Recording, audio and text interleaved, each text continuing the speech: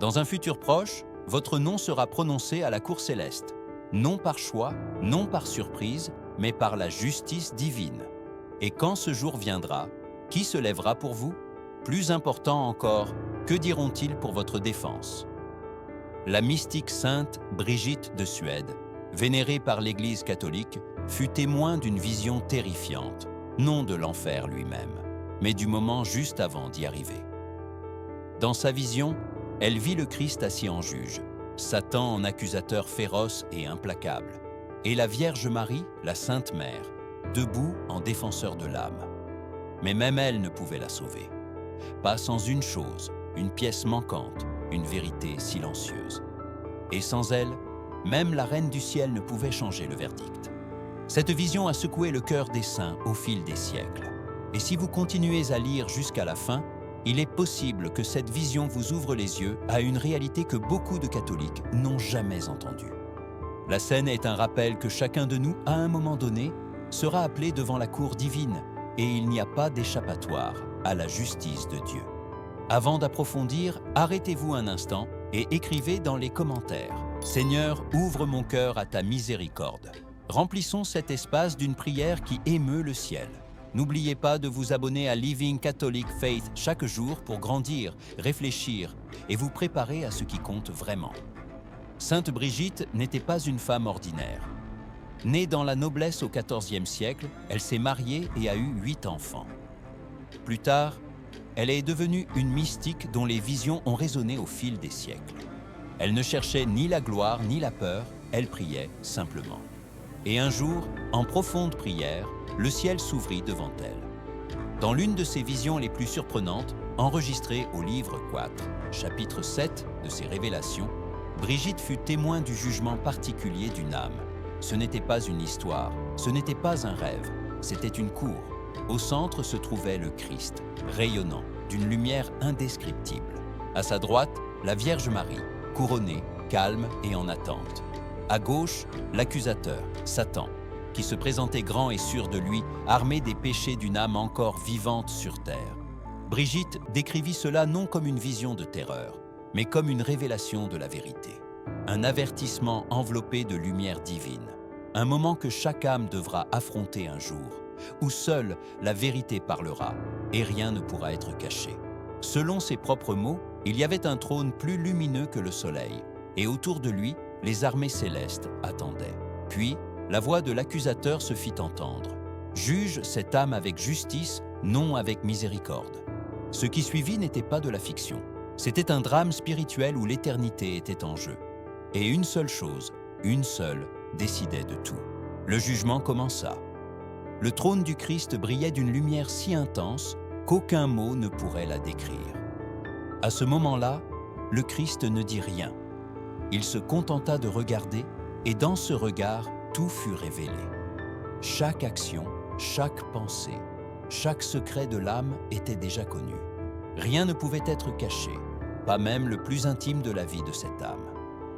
À ce moment-là, la justice de Dieu était claire et absolue.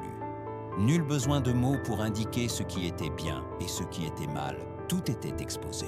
Alors, l'accusateur Satan s'avança avec une attitude féroce et confiante. Armé des péchés de cette âme, il commença à réciter les actes qui avaient marqué sa vie. « Ô juste juge !» s'exclama-t-il. « Écoute les œuvres de cette âme, que justice soit faite. » L'accusateur récita les péchés un par un, comme un procureur lisant les chefs d'accusation contre l'accusé.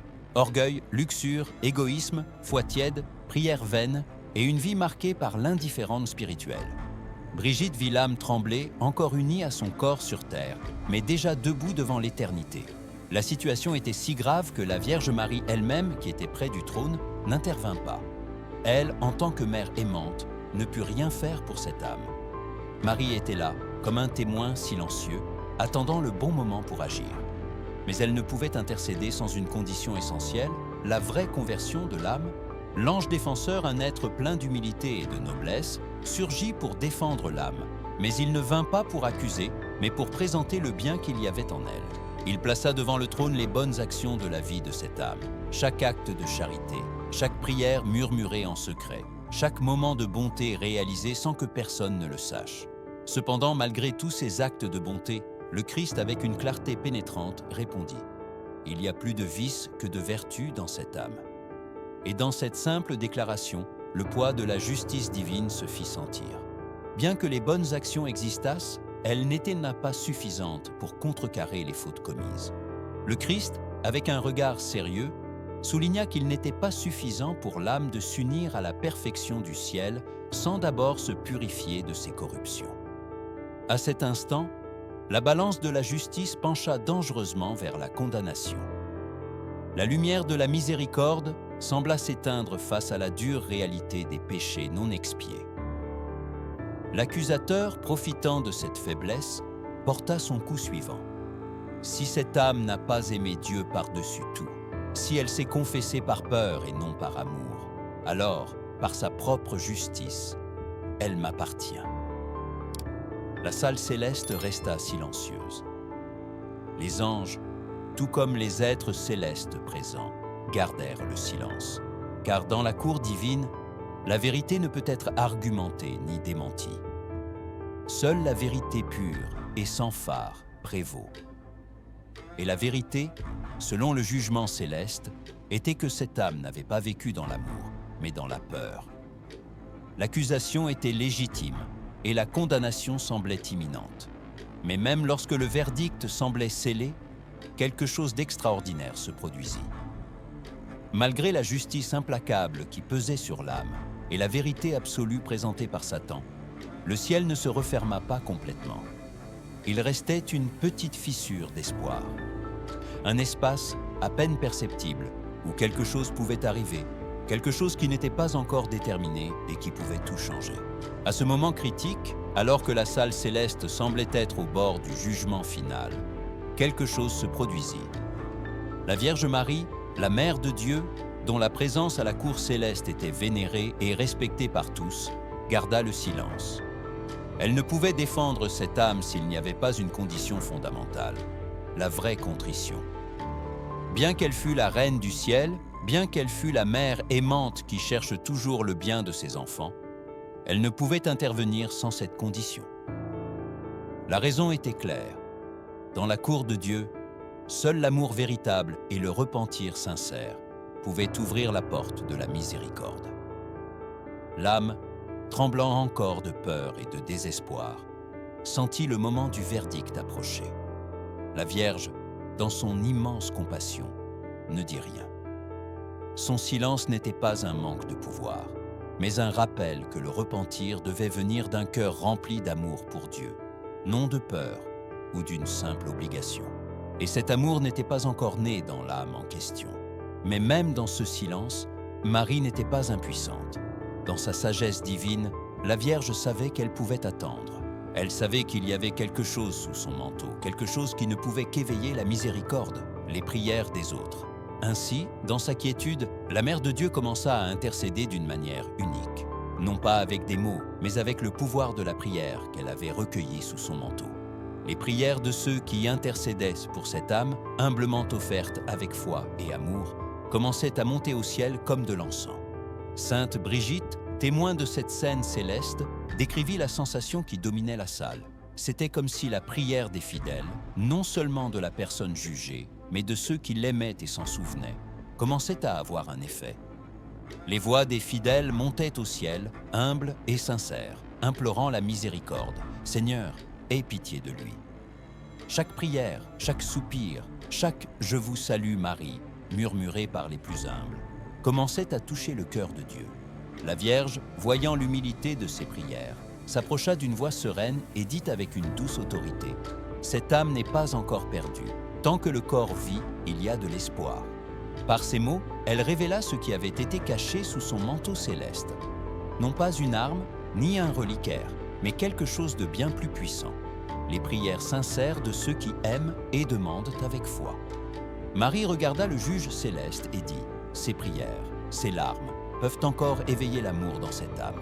Si l'âme est touchée par la miséricorde des autres, alors l'amour peut naître, et avec une vraie contrition, les portes du ciel s'ouvriront. » La clé, dit Marie, n'était ni la perfection ni la ritualité, mais un repentir sincère né de l'amour.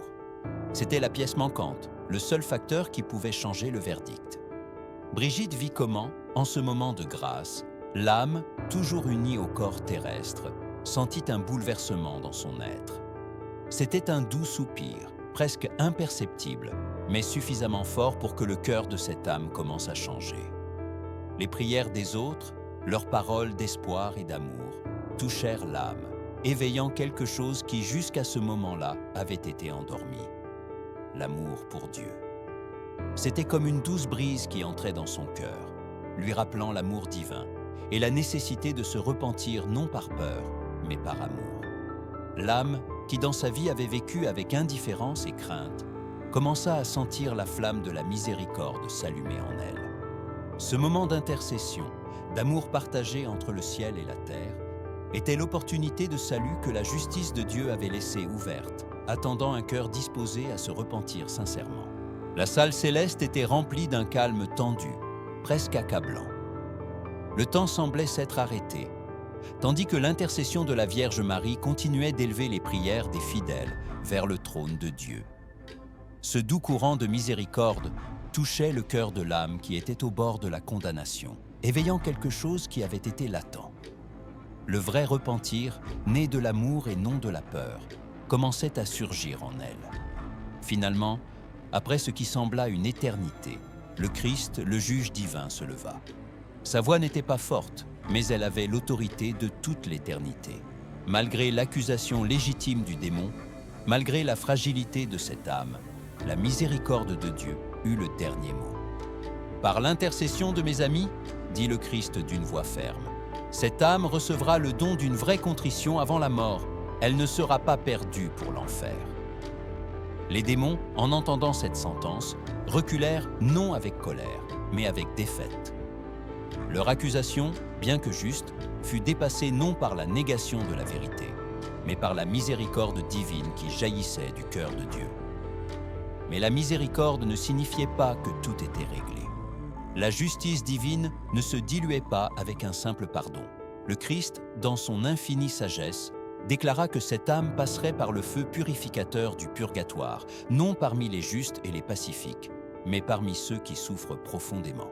Bien que le salut fût assuré, l'âme devait encore se purifier en raison de son manque d'amour pendant sa vie.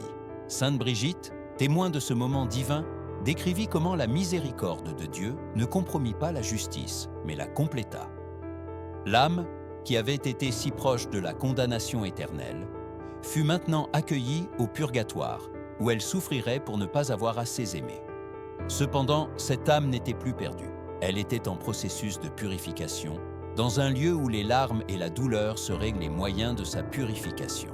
Ce n'était pas un lieu de châtiment éternel, mais un lieu d'espoir, un lieu où l'âme serait finalement nettoyée et préparée pour la gloire éternelle. Au fur et à mesure que la scène avançait, Brigitte fut témoin de ce qui vint ensuite, un changement radical dans la situation de l'âme. Bien que le salut ait été atteint, la souffrance et la purification continueraient à faire partie de son voyage. Sainte Brigitte eut une vision de cette âme, déjà partiellement purifiée, mais encore suspendue dans un état de souffrance, non dans les flammes de l'enfer, mais dans un état d'attente, un lieu rempli de fumée et de silence, où la paix céleste était encore lointaine. Ce lieu, que Brigitte décrivit comme le bord du feu, était un espace réservé à ceux qui avaient été sauvés, mais qui n'avaient jamais assez aimé.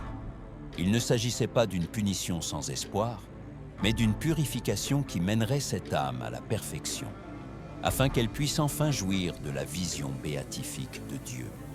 La vision de Brigitte ne se termina pas par la glorification de cette âme, mais par un appel à l'action, un avertissement pour ceux qui ont encore le temps de changer leur vie. À ce moment de purification, l'âme ne maudissait plus les démons. Au lieu de cela, elle se souvenait des noms de ceux qui l'avaient influencé pendant sa vie, des personnes qui l'avaient détourné de son chemin vers Dieu. Ce fut le plus profond regret qui résonna dans son cœur. Malheur à moi, qui ai si peu aimé Dieu, malgré tant de grâce. Malheur à moi, qui ai craint le châtiment mais non la justice divine. Malheur à moi, qui ai choisi les plaisirs de la chair au lieu de la joie de l'esprit. Malheur à moi, qui me suis accroché aux richesses et à l'orgueil au lieu de l'humilité.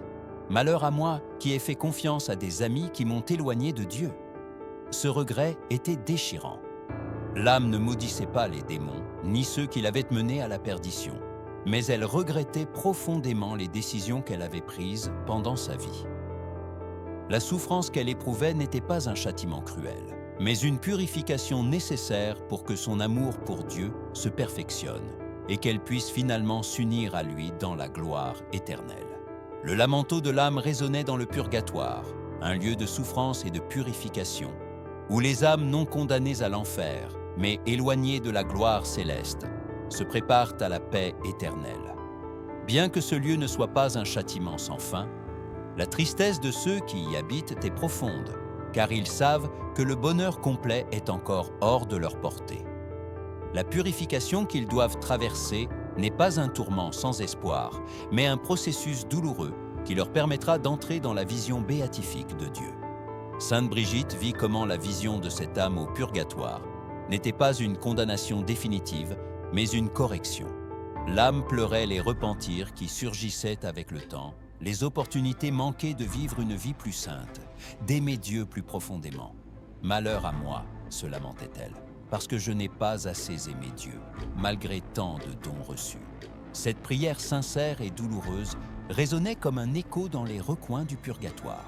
Ce n'était pas un lamento de désespoir, mais d'un repentir profond qui indiquait le désir ardent de corriger ses erreurs, de guérir son cœur brisé. Dans cet état, l'âme ne souffrait pas d'une punition arbitraire, mais de l'inconfort d'être imparfaite face à la perfection de Dieu. Dans sa conscience, elle savait qu'elle ne pouvait se présenter devant le Seigneur en son état actuel, car elle n'avait pas aimé Dieu de tout son être. Elle avait eu l'occasion de vivre pleinement dans l'amour divin, mais ne l'avait pas fait. Maintenant, la souffrance devenait l'opportunité de grandir, de se purifier, de devenir ce qu'elle avait toujours été destinée à être, une âme pleine d'amour pour Dieu. La sainte mystique comprit, à travers cette vision, que le purgatoire n'est pas un lieu pour les âmes perdues, mais pour les âmes en processus de nettoyage. Ici, chaque larme versée, chaque soupir de repentir et chaque désir de s'améliorer contribuait à la guérison. La souffrance n'était pas interminable, mais nécessaire pour libérer l'âme des liens qui l'avaient éloignée de Dieu en vie. Ce processus de purification est douloureux, mais rempli d'espoir, car il mène à la communion éternelle avec Dieu. Cependant, l'âme comprit aussi quelque chose d'essentiel, les remords qu'elle avait vécus, les mauvaises décisions qu'elle avait prises, les fois où elle avait choisi le plaisir temporel au-dessus de la grâce de Dieu, n'était-ce pas seulement quelque chose qu'elle devait souffrir en silence?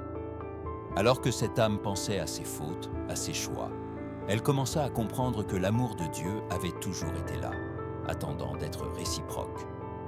Le manque d'amour véritable était ce qui faisait le plus mal. Ce qu'elle regrettait le plus, c'était la froideur dans sa relation avec Dieu, l'incapacité d'aimer profondément. Sainte Brigitte, témoin de tout cela, vit comment l'âme ne se lamentait pas seulement de ses mauvaises décisions, mais commençait aussi à comprendre l'impact de la vie des autres sur son propre chemin spirituel. « Malheur à moi, qui ai fait confiance à des amis qui m'ont éloigné de Dieu », s'écriait-elle. Ce repentir, cette révélation, montra comment les mauvaises influences, les personnes qui nous détournent du chemin de l'amour et de la vérité de Dieu, ont un poids spirituel. Les décisions que nous prenons, les amitiés que nous choisissons affectent profondément notre relation avec le Créateur. La vision que Sainte Brigitte a vue n'était pas seulement une leçon sur l'importance d'aimer Dieu, mais aussi sur la façon dont nos choix quotidiens, même apparemment petits, affectent notre vie spirituelle. Les prières sincères et les repentirs sincères dans la vie peuvent ouvrir la voie au salut. Et l'amour de Dieu ne s'éteint jamais complètement.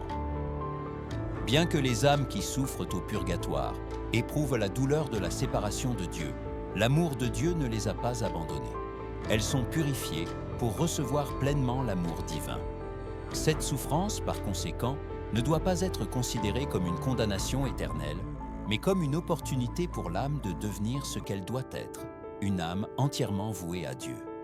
Bien que le purgatoire soit rempli de tristesse et de larmes, il est aussi rempli d'espoir. La purification, bien que douloureuse, est la porte d'entrée à la perfection éternelle. Dans la salle céleste, tandis que l'âme poursuivait son processus de purification au purgatoire, Une vérité profonde et révélatrice émergea avec clarté. Bien que la justice de Dieu fût inébranlable, la miséricorde divine s'étendait vers les âmes, non seulement par leurs propres efforts, mais aussi par l'intercession des autres. Sainte Brigitte, observant cette scène céleste, comprit que les prières des vivants ont un pouvoir immense pour influencer le destin éternel des âmes. L'âme qui était purifiée n'était pas seule. Bien qu'elle eût manqué d'aimer Dieu pendant sa vie, elle était toujours soutenue par l'amour de ceux qui priaient pour elle. Les prières des fidèles, les supplications humbles, les messes offertes en son nom, tous ces actes d'intercession avaient un pouvoir incroyable. Sainte Brigitte vit comment les prières montaient au ciel comme de l'encens, s'élevant au-dessus de la tristesse du purgatoire et touchant le cœur de Dieu. Ce n'était pas une prière parfaite, mais une prière sincère, une supplication pleine de foi et d'espoir, ce qui commençait à mouvoir les fils du ciel. La Vierge Marie, qui observait tout cela, joua également un rôle crucial. Elle n'intercéda pas pour cette âme de manière automatique ou comme un simple médiateur. Marie, dans sa sagesse et dans son amour maternel, savait que pour que l'âme fût complètement restaurée, il devait y avoir une ouverture de son propre cœur. La miséricorde ne peut être forcée, elle doit être acceptée avec humilité. Mais ce que la Vierge Marie put faire, ce fut d'élever les prières des fidèles et de les présenter devant le trône de son Fils, Jésus-Christ. L'intercession de Marie, ainsi que les prières de ceux qui aimaient cette âme, commença à ouvrir le chemin de la miséricorde divine. Sainte Brigitte décrit comment la Vierge Marie, avec son manteau d'amour et de protection, recueillait les prières comme un acte de compassion. Ces prières peuvent éveiller l'amour dans cette âme, dit Marie au juge divin. Elle comprenait que ce n'était pas le châtiment qui pouvait changer le cœur de l'âme, mais l'amour offert par l'intercession des autres. Et ainsi, le pouvoir de la prière collective commença à générer un changement au sein de l'âme qui, malgré son péché, s'ouvrait lentement à la grâce divine. Il est important de comprendre que l'intercession n'est pas seulement utile pour ceux qui sont partis, mais aussi pour ceux qui marchent encore sur la terre. Chaque prière que nous faisons pour les autres, chaque messe que nous offrons pour les vivants et les morts, a un impact profond sur le destin éternel des âmes. La vie chrétienne n'est pas une lutte solitaire, mais une bataille en communauté. Notre amour et nos prières peuvent être le pont qui relie nos êtres chers à la miséricorde de Dieu.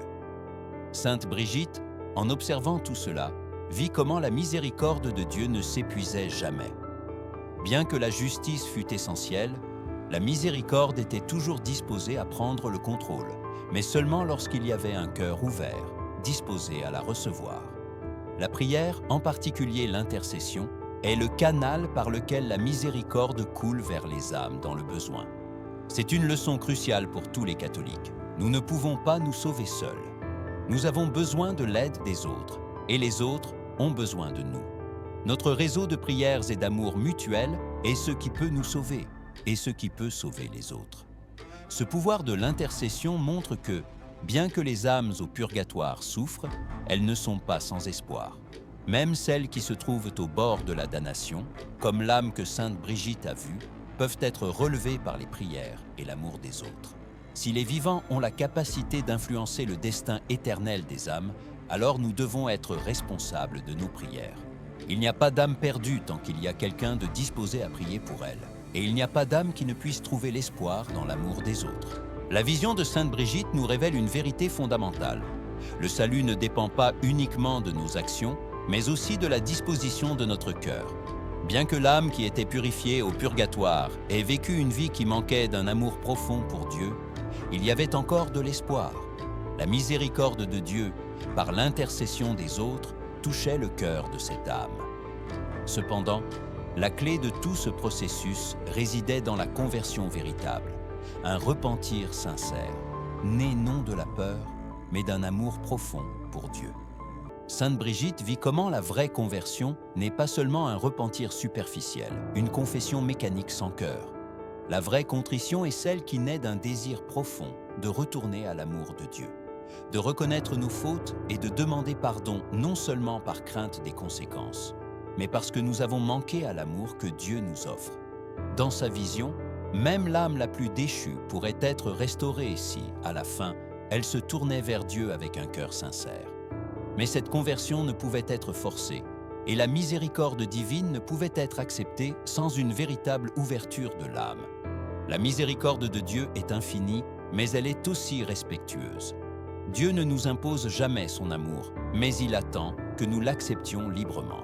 C'est cet acte de liberté, le moment où l'âme, que ce soit dans la vie ou au purgatoire, choisit de se repentir sincèrement, qui détermine la vraie conversion. C'est un rappel crucial pour nous tous. Le salut est personnel, mais jamais privé.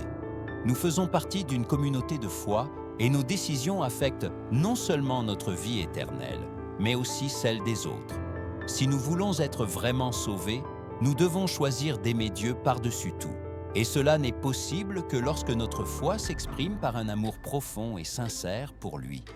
Cet amour véritable, celui qui se nourrit de la prière, de la pénitence et d'une vie en constante conversion, est ce qui ouvre finalement les portes du ciel.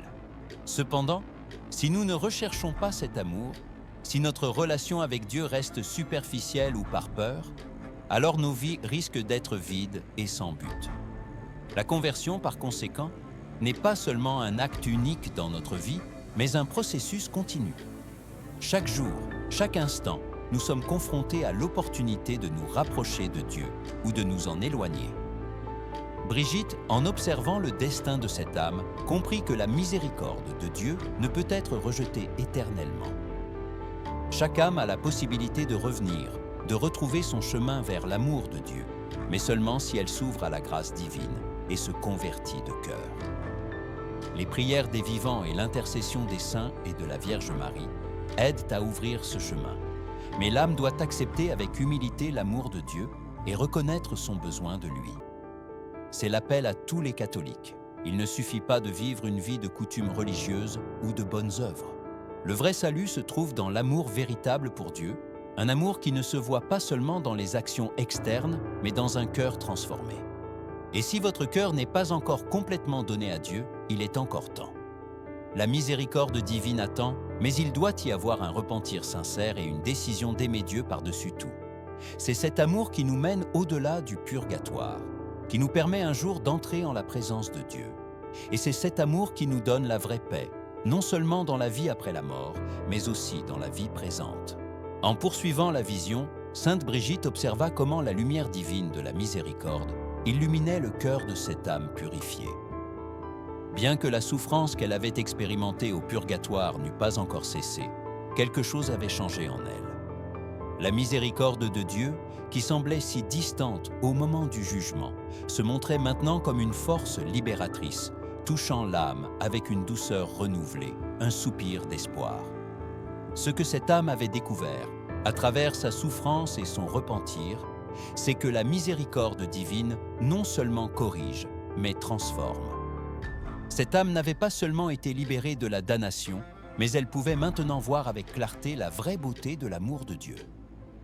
Ce n'était plus un amour lointain et distant, mais un amour personnel, proche et pardonnant, qui ne tenait pas compte des erreurs passées, mais offrait une opportunité constante de recommencer.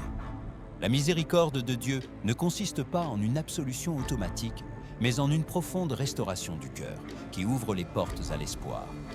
Sainte Brigitte comprit que, dans la vie chrétienne, il est crucial non seulement de craindre les conséquences du péché, mais aussi d'aimer sincèrement Dieu de tout son cœur, de toute son intelligence et de toute son âme. L'amour de Dieu ne doit pas naître de la peur de l'enfer, mais du désir d'être avec lui, de faire partie de son amour éternel. C'est la différence entre une foi superficielle et une foi qui transforme. Une foi qui transforme est une foi vécue avec amour et contrition sincère. La foi qui ne craint que le châtiment est une foi incomplète, une foi qui manque de la plénitude de l'amour que Dieu veut pour nous. C'est l'appel urgent qui nous est adressé. Vivre dans l'amour de Dieu. Si l'âme purifiée que sainte Brigitte observa avait accepté cet amour auparavant, elle n'aurait pas eu besoin de passer par le purgatoire. Néanmoins, il y avait encore de l'espoir, car la miséricorde de Dieu ne s'épuise jamais tant qu'il y a un cœur disposé à se repentir et à accepter son pardon. Ainsi, le purgatoire, bien que douloureux, devient un acte de miséricorde, une opportunité de purifier ce qui n'a pas été purifié dans la vie. C'est un rappel pour nous tous. Nous ne devons pas attendre un moment de crise, ni un jugement final, pour commencer à vivre dans l'amour de Dieu. Chaque jour est une opportunité de nous rapprocher de lui. L'amour de Dieu est disponible maintenant et il n'y a aucune raison d'attendre. Chaque prière que nous offrons, chaque acte de bonté que nous accomplissons, chaque fois que nous nous repentons de cœur et cherchons sa grâce, nous rapproche de la vie éternelle. Mais nous devons faire un choix quotidien. Nous devons décider de l'aimer et de le servir par-dessus tout, non parce que nous craignons le châtiment, mais parce que nous l'aimons profondément. L'urgence du message de Sainte Brigitte est claire. Nous ne devons pas attendre le dernier moment pour nous repentir et vivre dans l'amour de Dieu. Le temps est court et le ciel attend notre réponse. Quand chacun de nous sera finalement appelé à comparaître devant le tribunal du Christ, il ne suffira pas d'avoir été bon ou d'avoir fait le minimum. Ce qui comptera, c'est à quel point nous avons aimé Dieu de tout notre être, combien de passion et de dévotion nous avons mis dans notre relation avec lui. La miséricorde de Dieu est infinie, mais elle est aussi urgente. Si vous avez été froid dans votre foi, si vous avez vécu une vie d'indifférence spirituelle, il est temps de revenir. Si vos prières ont été mécaniques, si votre repentir a été superficiel, il est encore temps de changer. Ne laissez pas la peur ou l'indifférence vous arrêter. L'amour de Dieu vous attend les bras ouverts, toujours disposé à vous pardonner et à vous restaurer. Le jugement divin dont Sainte Brigitte fut témoin ne nous parle pas seulement de l'importance de la conversion personnelle, mais aussi de la force collective de la prière au sein de l'Église. À travers cette vision, Brigitte nous rappelle que nous ne sommes pas seuls dans notre lutte spirituelle. Le salut d'une âme ne dépend pas seulement de son propre repentir, mais aussi des prières, des sacrifices et des actes de charité de la communauté des fidèles. Nous sommes membres d'un seul corps, l'Église, et ce que nous faisons ou ne faisons pas a un impact non seulement sur notre vie, mais sur celle de tous. Dans la cour céleste que Brigitte observa, les prières des vivants jouèrent un rôle crucial dans le destin éternel des âmes.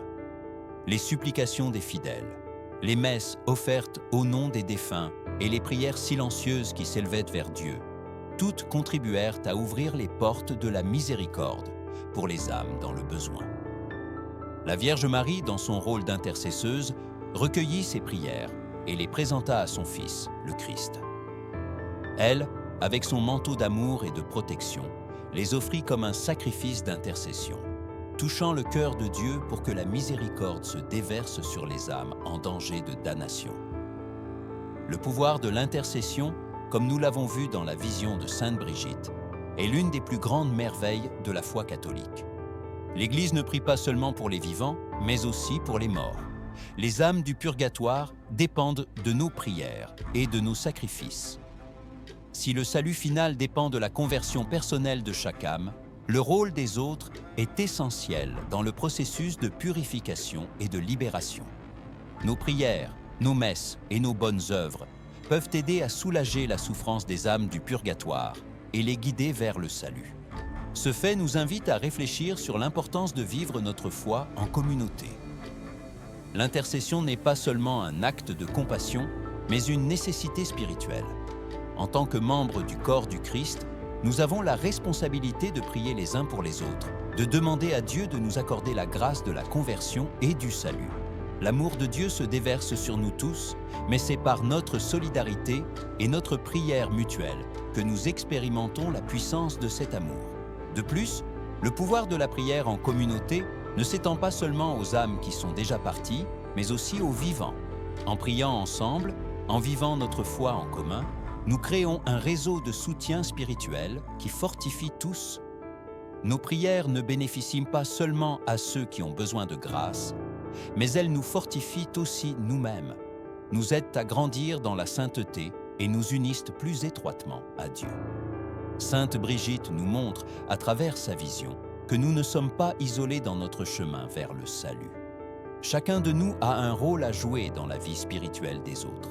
En priant et en vivant en communion les uns avec les autres, nous nous aidons mutuellement à atteindre la vie éternelle. C'est un appel à chacun de nous. Nous ne devons pas seulement nous soucier de notre propre salut, mais aussi de celui des autres. Si vous avez quelqu'un dans votre vie qui ne connaît pas encore l'amour de Dieu, priez pour lui. Si vous avez des êtres chers qui ont quitté ce monde, n'oubliez pas d'offrir vos prières pour eux. La miséricorde de Dieu est grande, mais nous devons coopérer avec lui par nos prières et nos actes d'amour pour que tous puissent être sauvés. Au terme de la vision de Sainte Brigitte, l'enseignement qui nous est laissé est clair et urgent. L'amour véritable pour Dieu est le chemin du salut, et cet amour doit être choisi chaque jour. Il ne suffit pas de vivre selon les règles ou de faire de bonnes œuvres s'il n'y a pas un cœur rempli d'amour pour Dieu. La vraie foi ne se mesure pas seulement par les actions externes, mais par la disposition interne de l'âme à aimer Dieu par-dessus toute chose, de tout son cœur, de toute son intelligence et de toute sa force. C'est l'essence du christianisme. Sainte Brigitte, à travers sa vision, nous montre que la miséricorde de Dieu ne se retire jamais de ceux qui cherchent sincèrement son pardon. Mais elle nous rappelle aussi qu'il n'y a pas de salut sans une vraie conversion. Nous ne pouvons pas attendre le dernier moment pour nous repentir. La grâce divine est disponible pour tous, mais elle dépend de notre disposition à la recevoir avec humilité et amour. La vie chrétienne est un processus continu de conversion, un appel à vivre chaque jour dans la grâce de Dieu, en choisissant de l'aimer plus que toute autre chose. Dans la vision, la Vierge Marie est restée patiente et silencieuse, attendant que l'âme s'ouvre à l'amour de Dieu sans rien forcer. Elle savait que seul un cœur disposé pouvait recevoir la miséricorde divine. Cette image est puissante car elle nous rappelle que, bien que Dieu soit toujours présent, toujours disposé à nous pardonner, il nous appartient d'accepter cette miséricorde. Dieu ne veut pas que nous vivions par peur, mais par amour. Et ce n'est que lorsque nous aimons vraiment Dieu que le salut devient possible. La décision d'aimer Dieu d'un amour profond et authentique est ce qui transforme nos vies et nous guide vers le salut. Ce n'est pas un appel à attendre un moment parfait, mais à vivre chaque instant avec une disposition constante à aimer et à servir Dieu. Quand notre amour pour Dieu est sincère, chaque aspect de notre vie est transformé. Nos prières deviennent sincères, nos œuvres se transforment en actes de vraie charité, et nos décisions sont alignées avec les valeurs du royaume de Dieu. Il est important de se souvenir que ce choix d'aimer Dieu n'est pas quelque chose que nous pouvons faire de manière isolée. Comme nous l'avons vu dans la vision, l'intercession des autres, les prières de la communauté sont essentielles sur ce chemin vers le salut. Dieu nous appelle à vivre dans l'unité, à prier les uns pour les autres, à être des instruments de sa miséricorde. Si nous avons la bénédiction de faire partie d'une communauté chrétienne, notre foi est renforcée en s'unissant à d'autres qui partagent la même espérance et le même amour. Et, d'autre part, nos prières et nos actes de foi peuvent aider les autres à retrouver ce chemin vers Dieu. Finalement, Sainte Brigitte nous laisse avec une vérité fondamentale. Le salut est un acte personnel, mais jamais privé. Nous faisons partie du corps du Christ, et ce que nous faisons affecte les autres. Au final, quand viendra le moment de notre jugement, ce qui importera vraiment sera l'amour que nous avons donné à Dieu et aux autres. C'est l'amour qui déterminera notre entrée dans le royaume des cieux, non pas nos actions superficielles ou notre moralité externe, mais l'amour qui naît d'un cœur sincère, qui cherche l'union avec Dieu. C'est le message que nous devons porter avec nous chaque jour. Choisir d'aimer Dieu, vivre dans sa grâce et être un instrument de sa miséricorde dans le monde. Car si une chose est certaine, c'est que lorsque nous vivrons dans l'amour de Dieu, sa miséricorde ne nous manquera jamais. Et cette miséricorde, unie à l'amour, nous mènera à la gloire éternelle. Et ainsi se termine la vision de Sainte Brigitte, nous rappelant que l'amour est la clé qui ouvre les portes du ciel. Nous sommes arrivés au bout de ce voyage spirituel. Que l'amour de Dieu et sa miséricorde vous accompagnent toujours. Merci de nous avoir accompagnés sur ce chemin de réflexion et d'espérance.